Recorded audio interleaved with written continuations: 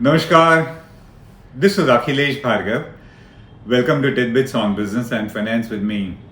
While the Maharashtra and Bihar government continue to spar over the Sushant Singh Rajput case, in the meanwhile, the Enforcement Directorate has gone extremely busy in this case. Today, Rhea Chakraborty and her father are again expected to appear before the ED authorities in Mumbai. It's worth looking at what is this ED investigation in the case of Rhea Chakraborty, Sushant Singh Rajput all about, and what will it lead to? Let's start with the sequence of events. It was on 14th of June that Sushant Singh Rajput unfortunately committed suicide. There was a debate going on whether it's a suicide or a murder, and it became a political issue between Bihar and Maharashtra. On 25th of July, the Bihar police registered an FIR in the case on the basis of a complaint filed by Shri K.K. Singh, father of Mr. Sushant Singh Rajput. He alleged that this is a case of abetment of suicide and that the accused, according to him, are Rhea Chakraborty and three others, basically her family members. He also stated in his complaint to the Bihar police that 15 crores are missing from Sushant Singh Rajput's accounts. They've gone to unknown accounts and that must be investigated. On the basis of this FIR filed by the Bihar police on 25th of July, on 31st of July, the ED Mumbai registered a complaint in this case. And as we said, it was on the basis of the FIR filed by the Bihar police. After the ED registered the complaint, it started its investigation. It started looking into the matter. The first thing that it started doing was interrogating, questioning all the persons concerned. So far, it has recorded statements, it has grilled Rhea Chakraborty, her brother Shovik, their chartered accountants, that is Sushant Singh Rajput chartered accountants, Mr. Sandeep Sridhar and Ritesh Shah, Sushant Singh's business manager, Shruti Modi, his content manager as he was called, Siddharth Pithani, and a few others. All these have been interrogated by the ED so far. The interrogation continues.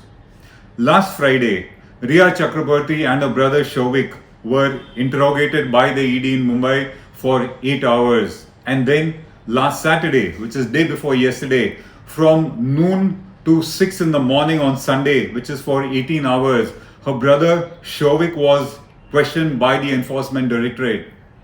What they are questioning these two is their own business activities, their sources of income, their assets and wealth, and their transactions with Sushant Singh Rajput in order to see whether siphoning of money took place by them. Interestingly, one of the items being questioned by the ED is an investment in a property of 84 lakhs made by Rhea Chakraborty in Khar, Mumbai. ED says that while her annual income reported in the income tax is 14 lakhs, how was this property of 84 lakhs bought by her? She says that she had taken a housing loan of 60 lakhs and the balance was arranged from other sources. But as the ED says that her replies, her brother's replies so far have been evasive and are not convincing in the entire investigation. On the other hand, Rhea Chakraborty denies any kind of wrongdoing. She says that she has not used the money of Sushant Singh Rajput for any personal benefit. Interestingly, his credit cards were found to be in her custody. But for the record, she says that she has not personally benefited from the money of Sushant Singh Rajput. So while last Saturday, Shovik Chakraborty was questioned by the Enforcement Directorate for 18 hours at a stretch, today, Rhea and her father Indrajit have been called by the Enforcement Directorate Mumbai for questioning. The primary issue that arises here is that when the primary or the main allegation in the FIR lodged by the Bihar police is that of abetment of suicide on the basis of the complaint filed by Shri K.K. Singh, and abetment of suicide as a crime is a matter of investigation and action by police in any state, then why is it that the Enforcement Directorate Mumbai has got involved in this matter? The fact is that while Shri K.K. Singh alleges abetment of suicide, he also alleges that 15 crores of rupees have gone missing from his son's accounts into unknown accounts, and he says that needs to be investigated. His allegation is that the beneficiaries out of this money have been Rhea Chakraborty and her relatives, her family members.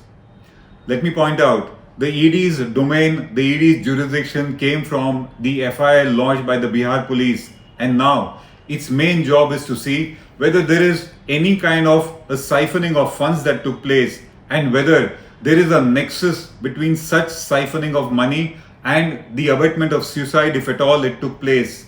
And if that is found to be so, it happens to be a crime under the Prevention of Money Laundering Act. The ED is trying to see a nexus between these two, siphoning of money and abatement of suicide if any. And if found guilty, if found to be so, then the punishment is 3 to 7 years of rigorous imprisonment, a fine to be levied, and even attachment of all the assets that arose out of such siphoning of money. We repeat, Rhea has maintained that she has not personally benefited from the funds of Sushant Singh Rajput at all.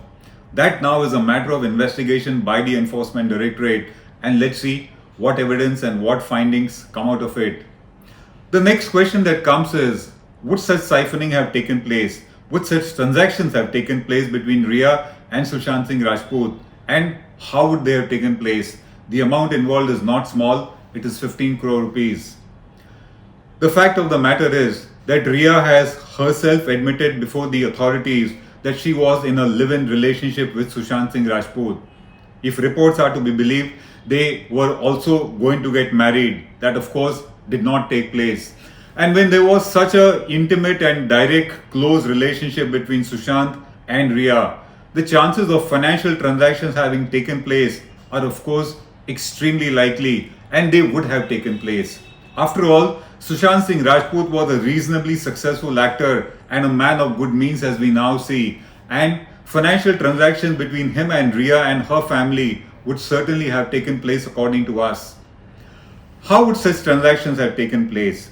They would have either been direct banking transactions from the accounts of Sushant Singh Rajput to Rhea and her relatives, or they could have been routed through companies which were formed by them, wherein all of them were involved.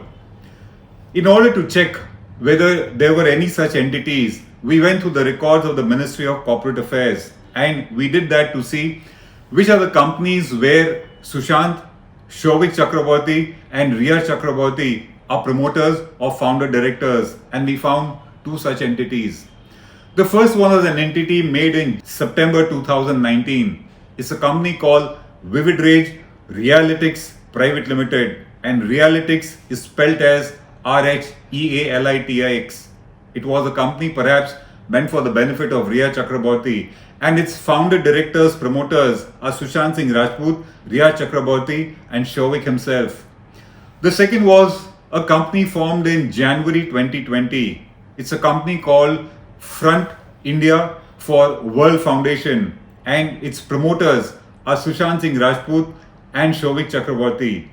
As we said, these are recently formed entities. Beyond these documents, nothing else is available with the Registrar of Companies Mumbai in terms of financial statements for us to check what kind of monies would have flown into these entities from Sushant Singh Rajput. So the evidence trail ends there as far as the formation of companies is concerned. But one fact is established, they did form companies, and the chances are very bright that Sushant's money was routed to Rhea Chakraborty, etc. through these entities.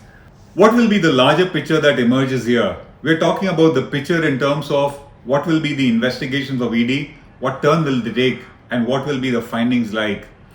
The first one, according to us, is that whether the siphoning, if it took place, was through the bank accounts of Sushant Singh Rajput directly, or whether it was routed through companies that were formed, is anybody's guess. Both the options are likely, and it is the ED which would have all the bank statements to be able to come to this conclusion, which was the mode, which was the route that was adopted for siphoning of money, if any. The second is the key evidence, the key person in this matter, which is Sushant Singh Rajput, is gone. Now, no confirmation is going to be available to confirm or to state or to prove whether transactions that took place between Sushant Singh Rajput and these companies or between him and the Chakraborty family were bona fide and genuine or not. And to that extent, the dice could likely be loaded against Rhea Chakraborty and family. If it is found during the course of investigations that Rhea had abetted in the suicide of Sushant Singh Rajput, if it is so found, then all the transactions that took place, the smallest of transactions that may have taken place between Sushant Singh Rajput and herself, is going to be treated as proceeds of crime, and that comes in the domain of investigation and punishment by the Enforcement Directorate. If Rhea Chakraborty and Sushant Singh Rajput had any joint account, or Sushant Singh Rajput and Shavik Chakraborty had any joint account, and if payments were made from them not by Sushant Singh Rajput but by the other account holders, then again it will be construed that they have benefited out of the account concerned. Siphoning of money took place, and as we said, with Sushant Singh Rajput gone, it will be difficult to prove whether the transaction was bona fide or malified. The real issue which is going to hinder investigation is actually going to be that here were two individuals who were in an intimate relationship. A lot of transactions which may sound unusual would have taken place between them. And all those transactions at that point of time must have been voluntary. Sushant would have probably done them with his own volition, knowing very well his concurrence was there. But now the dice is loaded against Rhea Chakraborty, and the most bona fide transaction is going to be construed to be a malified transaction, and that is where the challenge lies for her. In our opinion, this was not a very long relationship between these two individuals, and the companies that have been formed also are of very recent vintage. It should not take very long for the authorities to find out the truth. But then, according to us, this entire issue has become a political issue, and because of that, the investigation could continue as long as the politics continues. And if the politics continues too long, this case, which we think is simple and not too complicated, will continue to be investigated by the ED for a long period of time, and that would just add to the hassles of all those who are concerned. And finally, since Sushant Singh Rajput is gone and no evidences are available, if there have been any bona fide payments that Rhea Chakraborty and her family received from Sushant Singh Rajput, they are going to be taxed as income in their hands, and to that extent, for sure, they are going to get the damages of being involved in such a situation. This is Akhiles Bhargava signing off till we meet again. Namaskar. Now be the first to know about the latest updates on our new news app. Go on your Android or iOS, search for HW News Network. Download our app, choose the language you prefer to get updates in, and be up to date with the latest news. If you like this video, please share it, and we would love to hear your comments in the comments section down here. Also, please do like our Facebook page and follow us on Twitter to get minute-to-minute news updates. For more such shows and videos, subscribe to our YouTube channel.